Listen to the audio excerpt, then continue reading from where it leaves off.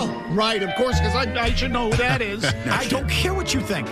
I'll tell you something that rubbed me right. Felger and Mazz on 98.5 The Sports Hub. A blank and large drawing board for Nick Nurse to go back to between Game 1 and Game 2. The fans serenading the fans in Philadelphia because they got what they wanted. They wanted Boston. They got it.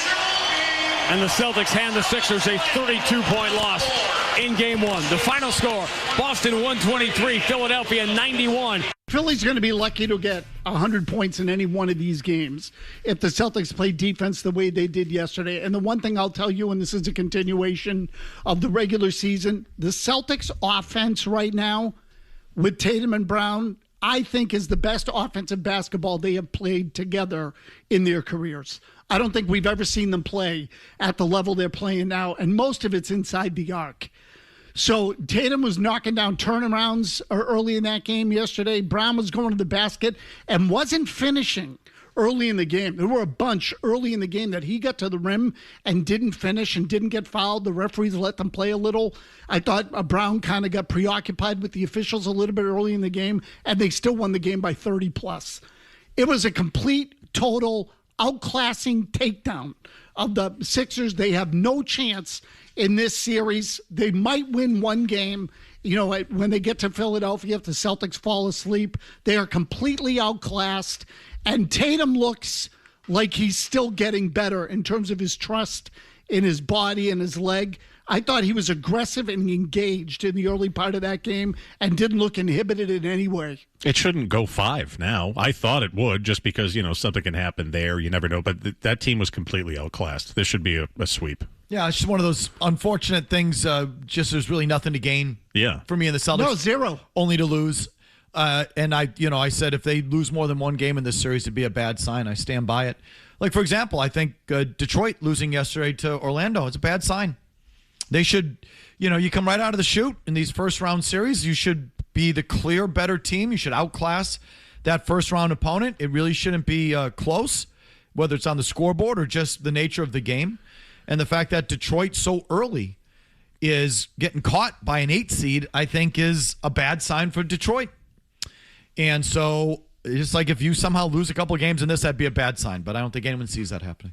All right, there's a Celtics thought for you. Back to your phones on everything. John in Medford. Go ahead, John. You got a griller. Johnny!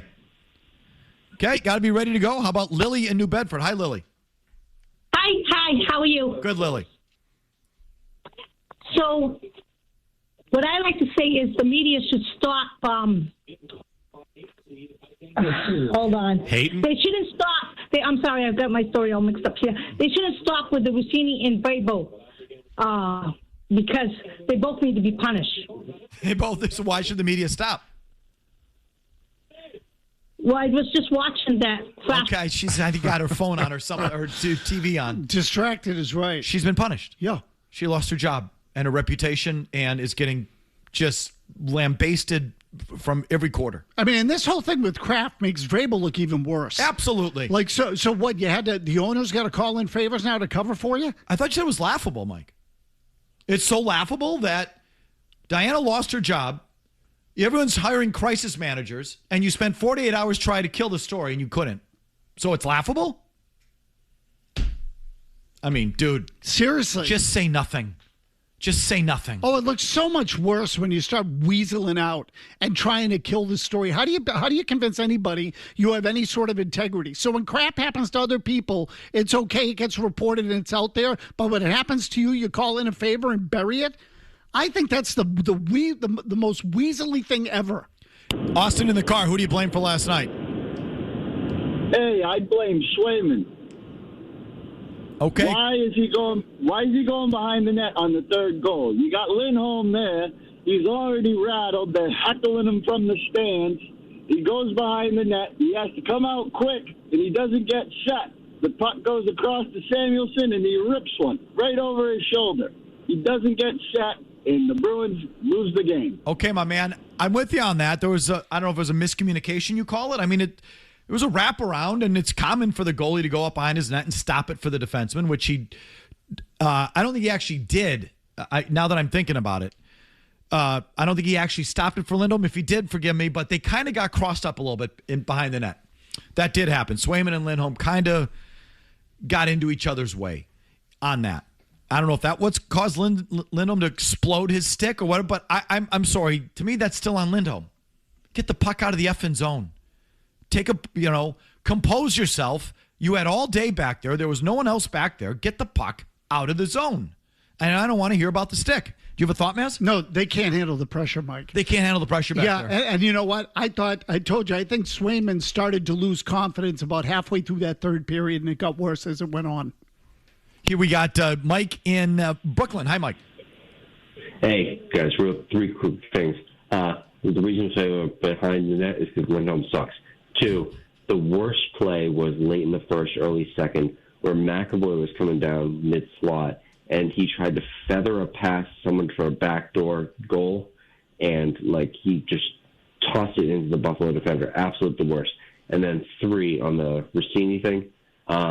Maybe Kraft is kind of like Vrabel in some senses that you can't really say on air. Okay, I don't know what you're what that means. Implying. That's not what we're talking about here.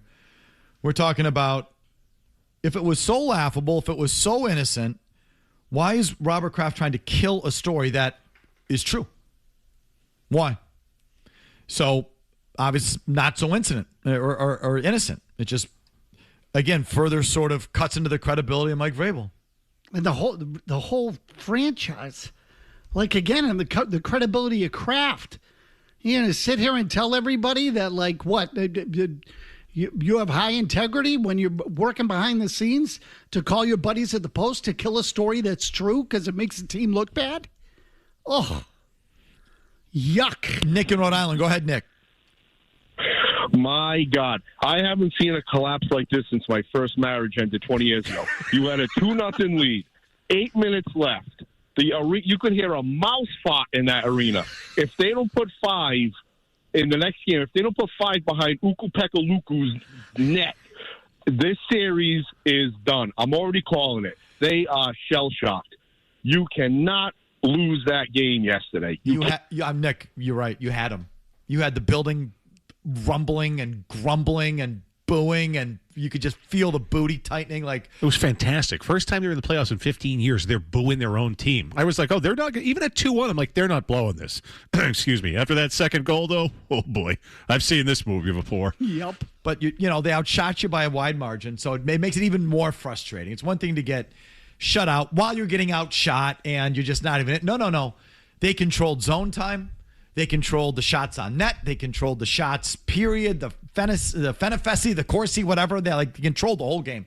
And you're winning comfortably 2-0.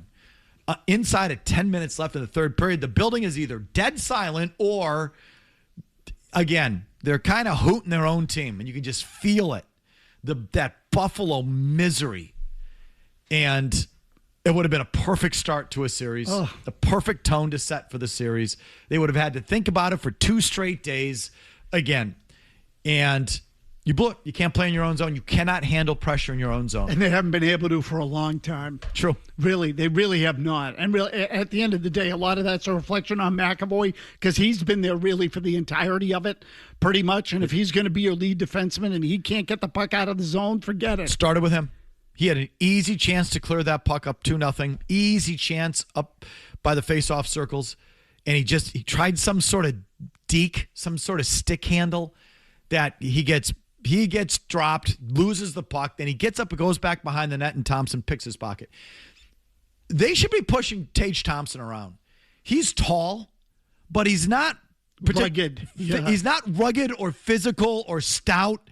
They should be giving him the stink glove every time there's a whistle. Like you saw Buffalo do it to Elias Lindholm. They did. Buffalo knows Elias Lindholm. Freaking soft as a pillow. So, every other time there's a stoppage and he's on the ice, you get the old stink glove and someone's, in his face. You guys just do that with Thompson. He's a good player. I like him a lot. And I think he's come a long way. He's gotten tougher than he used to be. Really soft. Big, soft, stick. And he's gotten a little better when it comes to that. But still, get into him. Get into that guy. Absolutely. Look, once they got through the second period, because the second period was entirely in their zone. I was just looking up the shots because it was 2 Pastrnak breakaways, and that was it. That was it. It was 13-4 in that period, and it felt like 20-1. And the shot that Geeky passed up. Right. So that wasn't even a shot, right? That whole period was like, once they got through that, I'm like, well, now they're going to win, especially when they scored early in the third. I thought that's it. It's over. Like, they're going to win this game somehow, some way. And then, poof, gone. In the snap of a finger, gone, just like that. Unreal. They should consult North Shore Adult Diapers. Again, visit northshore.com today. Bruins, focus on life, not leaks. Not an official partner. Sorry, just had to give it to them. Back to your phones right after this. Whee! Goalie fight. Felger. Whee! Look at the goalie fight. Oh, Mazz. oh my God. Murray. He sucks in the playoffs. That's great. No. 98.5. Wonderful. Good. The Sports Hub. Garrett Crochet, your ace on the mound. Maybe for the first time as a member of the Red Sox, taking the mound where Red Sox fans don't really know what to expect. Is he tipping? Is he doing this? Is he doing that? Swinging a drive. That one's sailing back. That's going to get to the wall. The very base of it, that'll chase in a run. Back-to-back doubles with 2 down to make it 1-0 Detroit. And a shot out to left center field, back toward the wall. That one high off the green, and that ball's gone. Swinging a high fly ball. Racing back, stayed on Rafaela. And that ball is going to be out of here. It's a home run. It gets over the top of the wall. It is gone for a 3-run homer. Dingler has been trouble all day. Number 5 on the year. They're second of the inning. And it is 5-1 Detroit. So the ball, the other thing on Crochet, the ball doesn't look quite as lively. Right, Murray. I was going to say lively. Live is the better way to say it. He wasn't as bad as Minnesota, but that wasn't great the other day. No, last year, do you remember how he had guys on their heels just blowing it by him? The ball exploded. Yeah. It's not exploding the same way. And the gun readings were a little bit better in this game, but the ball's just not jumping like it did before. And these guys are punishing him when he makes mistakes now. That didn't used to happen. There's something going on there, and I'm not smart enough to figure it out. So I don't know if it's an injury, a mechanical thing, but whenever they say mechanics, I always say there's something physical underneath it that is leading a guy to alter his delivery or, whatever. But he's not the same. He is not the same right now. He's a 7.88 ERA on the season. I know. And I mean beyond the numbers. It's just that the ball doesn't. It's not as live as it was before. Yeah. And so sometimes the gun readings like that can be completely bullcrap. Okay, back to your phones here on Everything on a Reentry Monday. Larry and Andover on the Bees. Yes, Larry. Yeah, as most you listeners blame Jeremy, I have to blame him too. But there's one big but here, and you mentioned it several times. The zone, they got to get the puck out of their zone. They couldn't do that. When they were down at the other end, there wasn't much pressure on the goalie down there, but the pressure was on Swayman. But when you're getting paid big bucks like this guy is, you got to make the plays. He's not a money goalie. Okay, Take care. Well, he might not be, but I'm not blaming him for last night. These guys are more than I am. He's down my list. I mean, and he cracked at the end. But, I mean, that's sort of what you... I can't believe that second goal you're not more like how Mazz and I feel about it. Thompson goes 5-hole, and he lifts the pad to go like, here you go. I know. If he doesn't move, he makes the save. Correct. His pad doesn't move. He was expecting the puck to be elevated. Not just that. I think Thompson looked him off a little bit. Thompson sort of did a no-look. Thompson did the opposite of what Geeky did. He put his head up and was sort of feigned a pass, or maybe was expecting someone to flash on the far post and then decided to shoot it. And I think Swayman kind of reacted to it. Listen, he should have had it, but he's not going to be perfect. No, I know. And he kept them in it up until that moment. But I don't think he should be absolved. That second, watching it in slow-mo, I yelled to my TV, investigate him. It looks sketchy. It really did. Oh, you want it? Here you go. Have a peek. Here's a little hole for you. I mean, I know what you're saying, but they're built this way. They're built for him to bail them out. I mean, and for 2 periods, he did it. Well, listen, I guess I'm not... I just knew it was coming. I think he's good. But I don't think he's a difference maker. And I don't think hardly any other goalie's a difference maker. The better team wins, not the better goalie. I don't want to keep putting that in your face. I'm holding back because I just don't want to go full Felger on you. The better team, you'd rather have the better team than the better goalie. Everybody gets sucked into this. It's all about goaltending. It's all about goaltending. Hot goaltender, hot goaltender, hot goaltender. Dummies. You'd rather have the better team than the better goalie. You can have both. Great. But if you have the better team, you're going to win more often than not, certainly in a 7-game series. If this goes 7 and it's one off, then I think Swayman really comes into play. Otherwise, if you're expecting your goalie to win you a series against a better team, I think you're asking for too much in this day and age. It doesn't exist anymore in the league. And it's certainly not this guy. No, he was really, really good in helping them steal that game. I was kind of appalled at, but once he cracked, and it was with that second goal, it was the floodgates were open. Like, it all went to hell. It is, because he's just another good goalie. He's not special. And he has flashes and he has stretches where he looks special, but he's not. He's just another good goalie. That was an all-timer, man. But I as mad as I was, but they've done it to me so many times that I was just like, well, this is just this again. But that was, I mean, you lose to Ukko-Pekka Luukkonen. Dan Vladar is stoning Crosby and the Penguins for a playoff win last night. I guess Boosie was benched in Carolina. They went with Anderson for game 1, but he'll get back in there eventually. So I'm trying to avoid doing that whole thing. I'll give you a whole day on my goalie rant. I thought he was really good last night, and if the defense didn't crap themselves, you would have walked out of there with a win. So I don't even start with him last night.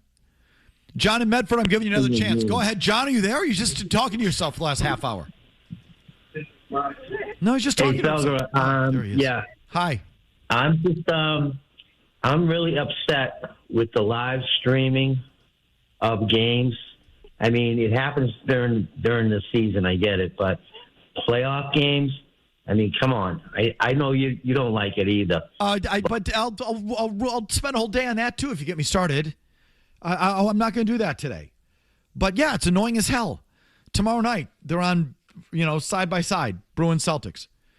The thing is, the Celtics are going to be leading by 35 points, so you don't really have to watch every play. It's tougher to do that in hockey in these games to sort of go back and forth. No, you got to watch every second of the hockey. You got to watch the hockey, the basketball. No, the beauty of the Celtics yesterday was I checked out at halftime. But what's the are they both on TV, quote unquote, tomorrow night, or is one on a Prime, or what? What's the deal? The tomorrow? Celtics are definitely being streamed tomorrow night. That I know. I forget which, because it's different for the next 3 games. Yeah, they're different every game. Tomorrow they're on Peacock. Okay, so you're going to get cocked tomorrow. You're going to get peacocks tomorrow, Paramounted the next day. Yep, and then Hulu'd later in the week. Used to it by now. Here's Murray's update. We're right back after this.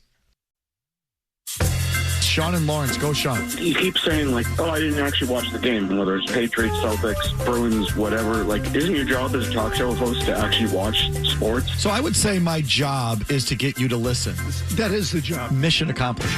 Take this job and shove. Felger and Mazz, 98.5, the Sports Hub. I thought we were in the perfect spot. We were exactly where we wanted to play, being in that position. 5-6 minutes left in the game. I mean, you could tell they got a little bit frustrated. And, we made pretty much 2 mistakes to let them tie up the game. And then, obviously, with the crowd behind, all of a sudden they got some life, and all of a sudden the game is done. So, very unfortunate because my guys played very well.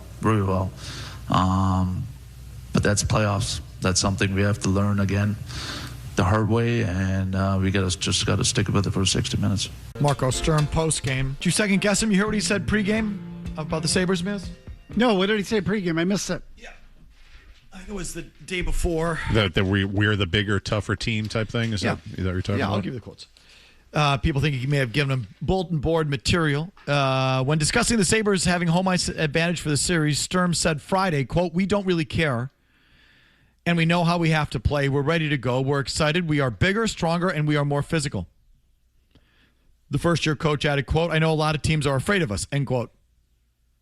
Well, that's taking it a little too far. I would say. Once they got juiced up, the Sabres, in that third, they started lighting Bruins up. Lighting them up. There's no question that they were the more physical team. There were some great hits. Samuelson, here I wrote him down. Samuelson destroyed Hustadinov along the wall, killed him. Yeah, Samuelson killed Hustadinov. Hampus Lindholm got run over by this Malenstein along the boards up by the red line. on the power play, Elias Lindholm got clotheslined into the crossbar by Greenway. Yeah, that I remember. So there were like 3 or 4 signature hits. Zadorov came back and got someone. Yeah, he creamed that guy later on. But it was clearly more Buffalo on those hits. In fact, I was watching the ESPN telecast. Buffalo had 21 hits through the first 15 minutes of the game, 21 hits. They averaged 19 hits a game. So they're not the most physical team. You are more physical. But maybe you got their attention. And do you have a look on your face? No. I was going to... Go ahead. What's your thought? Why awaken them to that reality? Why give them the... let them know that that's how you're going to come out or how you want to come out. What I was going to say is Buffalo looked engaged to me from the very beginning. Like they had bounced from the start. They were fast. I mean, they were. I thought there might be a chance that Buffalo would be tight at the start of the playoffs. None of these guys have ever played in it, and it was the opposite. And so, I don't understand why you would ever do anything like that to sort of wake up the other side. So people have been second guessing Sturm on that one. I don't. I mean, okay. So, but maybe I'm not discounting the fact that he got their attention and maybe they came out more physically because of it. But that's not really Buffalo's game. And it didn't really net out to anything. The Bruins started. I think the Bruins are more bothered by speed and sort of peskiness and sticks. A speedy forecheck, a pesky forecheck. Speed coming at the defenseman. Things like that. I'm not worried about the Bruins taking the body. So you think he might have been baiting him? I don't know. I don't know if he was. I don't know if he was baiting them or not. I don't know if he was one step ahead or not.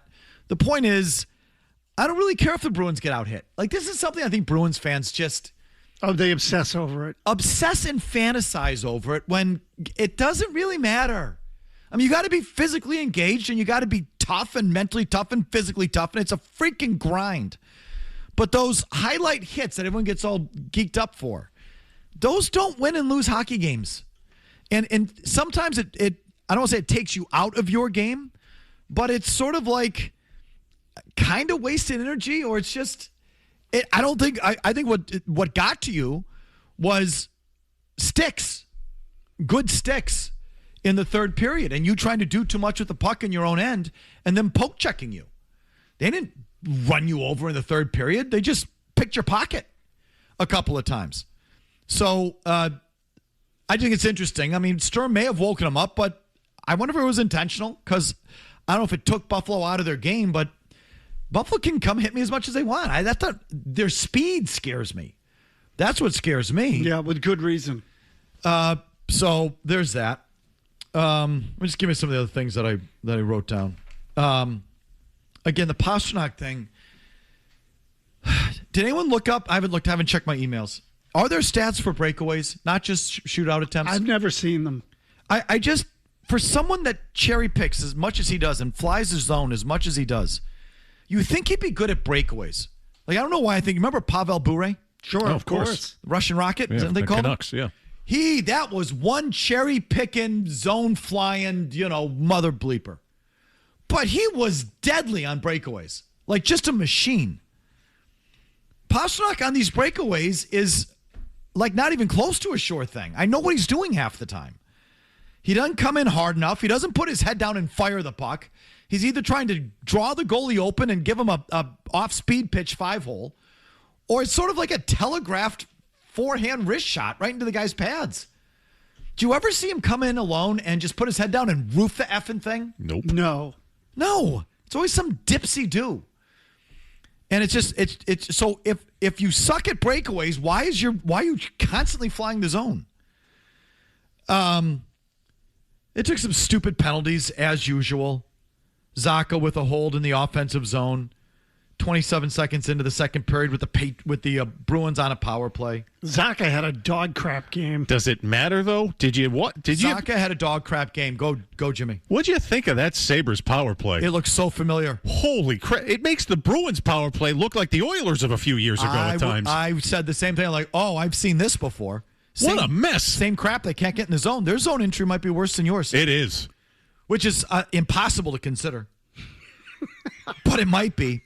Mazz is right. The Zaka middle stat, the Mazz line. Saka, Middlestat, Arvidsson, and Arvidsson was kind of a non-factor in this game. Garbage.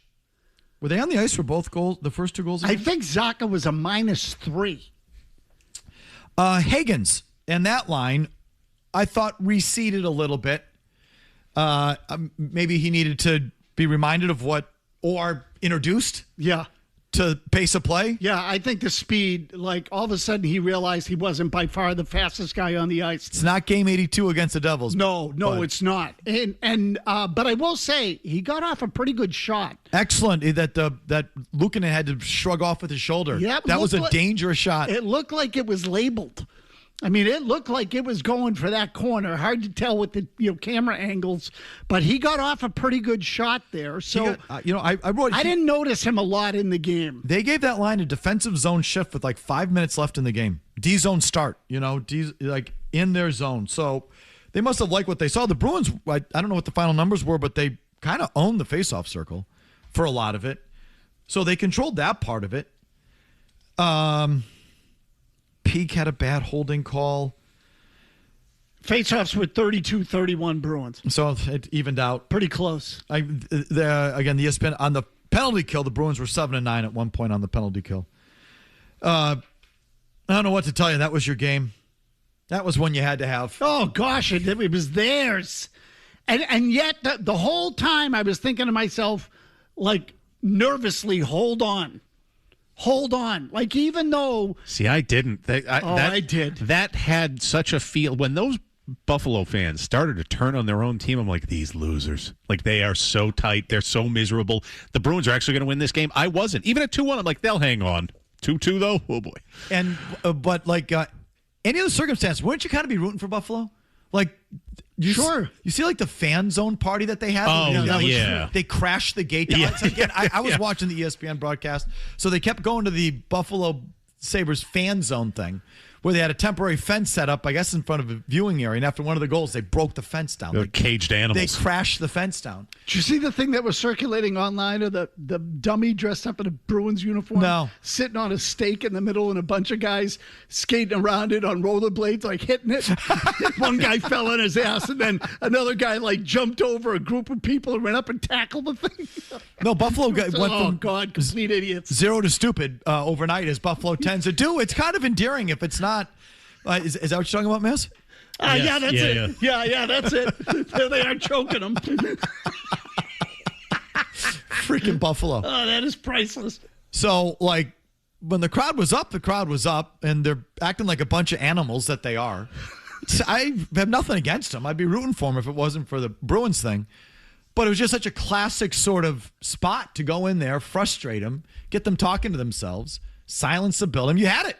And you just cannot handle the pressure in your own zone. They want to believe that they're going to lose. It's in them. Yes, it is. It's in them. So here's I said this before. I'll give them one adjustment for game 2. Go after Thompson a little bit. And when I mean go after him, you don't have to do that highlight reel hit that you all love. I think is overrated. I don't think that when the whistle blows, stick your glove in give him the stink glove. Get your glove in his face. Get in his face.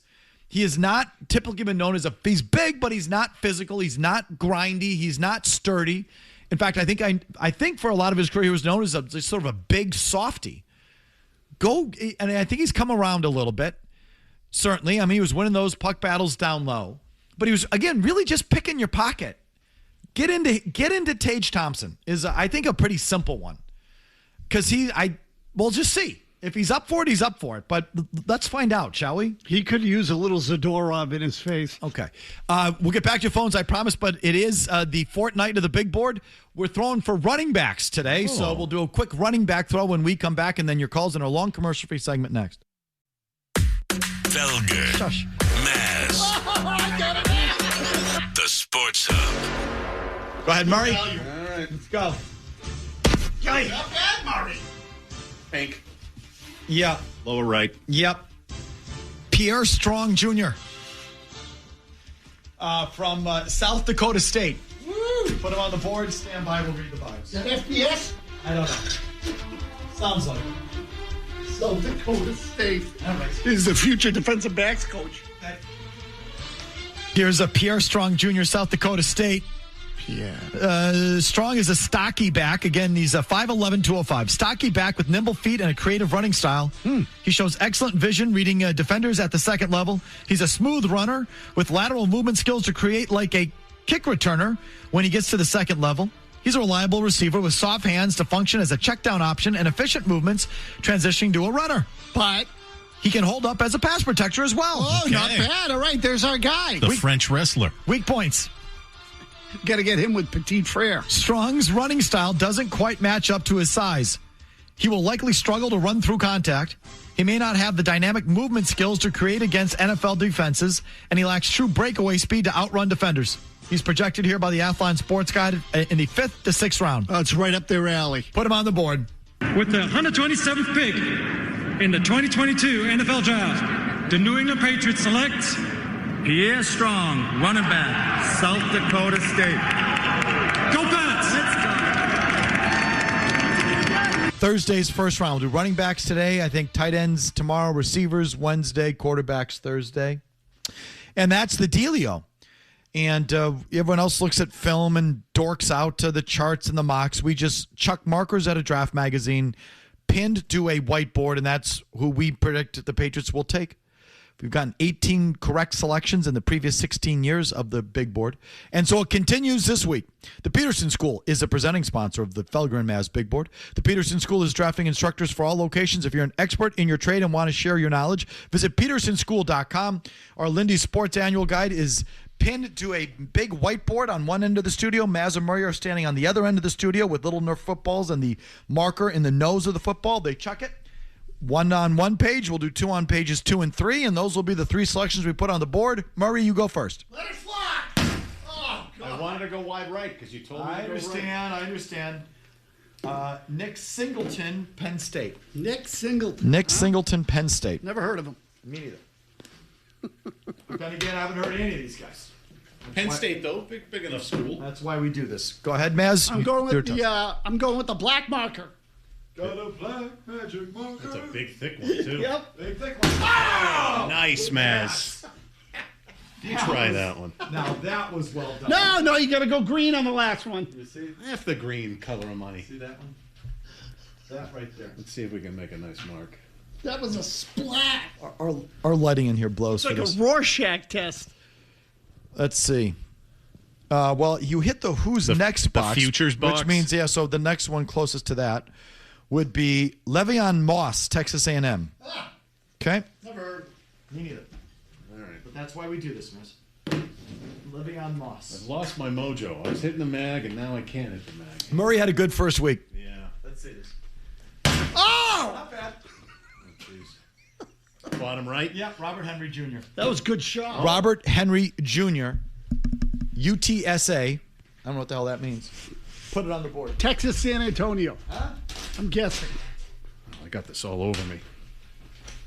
Wow. I like, what was the second one again? I think the Texas A&M guy, he feels like a player to me. First one was Nick Singleton, Penn State. Strengths, trustworthy receiver with soft hands and good instincts when to call for the ball. Powerful runner who is able to bounce off defenders to continue moving forward and gain extra yardage. Strong vision to identify holes and accelerates quickly to utilize them before defenders disengage. His weaknesses. He's upright. Ugh. Upright, hitched running style. Hitched? What does that mean? Like he's pulling something? Upright, hitched. like he's towing? He's got a hitch on him. Yeah, isn't the saying the hitch in your giddy up? Yeah. So does he limp? Easy to take down. Runs like an 85-year-old man. Upright, hitched running style. Barth, what does that mean? Hitched running style. What does that mean? I would assume that means there's like a hitch in his... No, we got that part. Yeah, we figured that part out. Go ahead. That one's too technical even for me. What's your hitch? There's like a hitch in his running style. Like Barthy's trying to... Oh, he just wanted me doing that. Demonstrate the hitch. Upright, hitched running style that doesn't translate to great elusiveness or contact balance. Doesn't plant his foot in order to make quick cuts. What does he do? How does he change direction if he isn't playing his feet? He doesn't plant his foot in order to make quick cuts and is more of a take what is in front of him type of runner. Played injured for a section of this past season, resulting in statistical regression that could be a red flag. All right. How big is he? He is 6 feet, 226. Nick Singleton, Penn State, put him on the board. Okay. Le'Veon Moss, Texas A&M. This could be our guy. Strengths. Well, first of all, 5'11", 210. Runs a 4.55 40. Is that fast or slow? Barthy?